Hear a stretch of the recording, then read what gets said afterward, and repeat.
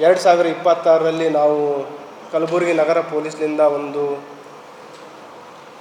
ಪರಿಣಾಮಕಾರಿಯಾಗಿ ಸಾರ್ವಜನಿಕರು ಗುರುತಿಸುವಂಥ ಕೆಲಸ ಮಾಡಬೇಕಾಗಿರೋದಂತಂದರೆ ಸಾರ್ವಜನಿಕರಿಗೆ ಸುಗಮವಾಗಿ ಸಂಚಾರ ಮಾಡಲಿಕ್ಕೆ ರಸ್ತೆಗಳ ಒಂದು ಅವಕಾಶ ಕಲ್ಪಿಸಿಕೊಡುವುದು.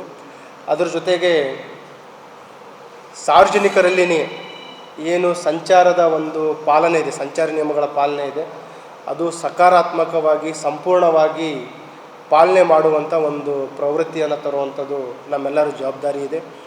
ಅದರ ಹಿತಾಸಕ್ತಿ ಸಾರ್ವಜನಿಕರ ಸುರಕ್ಷತೆಯಲ್ಲಿದೆ. ಏನು ರಸ್ತೆಗಳ ಮೇಲೆ ಪ್ರಾಣಗಳನ್ನು ಕಳ್ಕೊತಾ ಇದ್ದಾರೆ, ಅಪಘಾತಗಳಲ್ಲಿ ಗಂಭೀರ ಗಾಯಗಳಾಗ್ತಾ ಇದ್ದಾರೆ, ಅದರ ಸಂಖ್ಯೆ ನಾವು ಕಡಿಮೆ ಮಾಡಲಿಕ್ಕೋಸ್ಕರ ತಂತ್ರಜ್ಞಾನದ ಆಧುನಿಕ ಮತ್ತು ನಾಗರಿಕ ಕೇಂದ್ರಿತ ಅವರ ಹಿತಾಸಕ್ತಿಯಲ್ಲಿ ಇರುವಂಥ ಒಂದು artificial intelligence based traffic management ಸೆಂಟ್ರನ್ನು ಮೊನ್ನೆ ಗೃಹ ಸಚಿವರು ಉದ್ಘಾಟನೆ ಮಾಡಿದ್ದಾರೆ. ಇದರಲ್ಲಿ ಒಟ್ಟು ನಮ್ಮ ಕಲಬುರಗಿ ನಗರದಲ್ಲಿ ಸುಮಾರು 58 ಲೊಕೇಶನ್ಸ್ಗಳಲ್ಲಿ 180 ನೂತನವಾಗಿ CCTV ಕ್ಯಾಮ್ರಾಗಳನ್ನು ಅಳವಡಿಸಿದ್ದೀವಿ. ಇದರಲ್ಲಿ KKRDB ಫಂಡ್ಸು ಬರುತ್ತೆ, ನಮ್ಮ CTRS ಫಂಡ್ಸು ಬರುತ್ತೆ. ಇದರಲ್ಲಿ ಇರುವಂಥದ್ದು ಏನಂತಂದರೆ ಕಂಪ್ಲೀಟ್ ಆಟೋಮೇಷನ್. ಮೊದಲು ಕಳೆದ ವರ್ಷ ಜನವರಿಲಿ ನಾವು ಸೆಮಿ ಆಟೋಮೆಟಿಕ್ ಮಾಡಿದ್ದೀವಿ.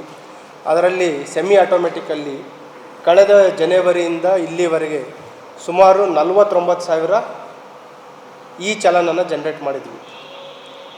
ಬಟ್ ಈಗ ನಾವು ನೋಡಿದರೆ ಕಂಪ್ಲೀಟ್ ಆಟೋಮೇಷನ್ನಿಂದ ಯಾವ ಲೆವೆಲ್ಲಿಗೆ ವೈಲೇಷನ್ಸ್ ಇದೆ ಅಂತಂದರೆ, ನಿನ್ನೆ ಒಂದೇ ದಿನ ಸಿಂಗಲ್ ಒನ್ ಡೇ 30,000 ಅಷ್ಟು ವೈಲೇಷನ್ಸ್ಗಳನ್ನು ನಮ್ಮ ITMS ಸಾಫ್ಟ್ವೇರ್ ತೋರಿಸ್ತಾ ಇದೆ. ಒಂದೇ ದಿನದಲ್ಲಿ 30,000 ಅಷ್ಟು ವೈಲೇಷನ್ಸ್ಗಳನ್ನು ತೋರಿಸ್ತಾ ಇದೆ.